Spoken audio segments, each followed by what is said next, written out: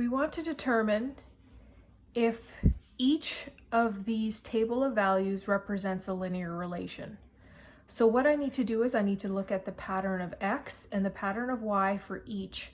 And if it's going up by the same amount each time, it's being added or subtracted by the same amount each time, then it's going to be a linear relation. So let's first look at A. So we look at the very first value, we have 1 in the x column. So we go from 1 to 2, and that is going up by 1. I go 2 to 3, that's also going up by 1. And all the remaining values, each of them go up by 1. Now let's look at the y column.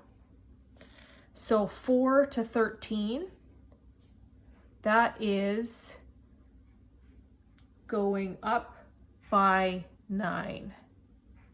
Next one, 13 to 22, that's going up by 9. 22 to 31, that's going up by 9. But then my very last one, it goes up by 19. So this is not, each one is not the same here. So no, this is not a linear relation. So let's look at B. So 9 to 8, that's going down by 1. 8 to 7 going down by 1. And each one here I can see is going down by 1. If I look at the pattern of the y's, 8 to 11 goes up by 3. Sorry, wrote that down wrong. 11 to 14 goes up by 3. 14 to 17 goes up by 3. And 17 to 20 goes up by 3. So I know that this is, yes, it is a linear relation because each, the x and the y, each go up. All the x's go up by the same, go down by the same amount, and all the y's go up by the same amount. So let's look at C. So I can see for my x's clearly that each one is going up by 1 each time. That's fairly easy to see. Well, let's look at the y's. Well, I'm going up by 2, up by 4. So actually I already know that this is not a linear relation, but I'm going to keep going.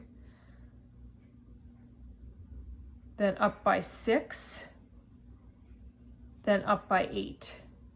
So because even though these ones are going up by a set amount, these ones are not going up by a set amount, this is no, it is not a linear relation.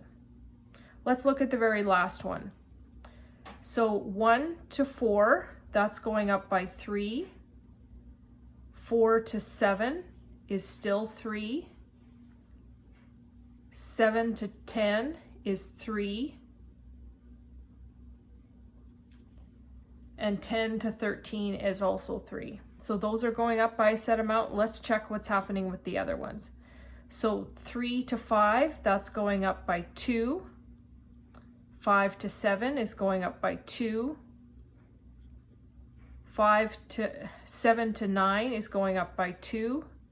9 to 11 is also going up by 2. So is going up by 2. So because each of these is going up by 2, it's going up by a constant amount, then yes, it is a linear relation.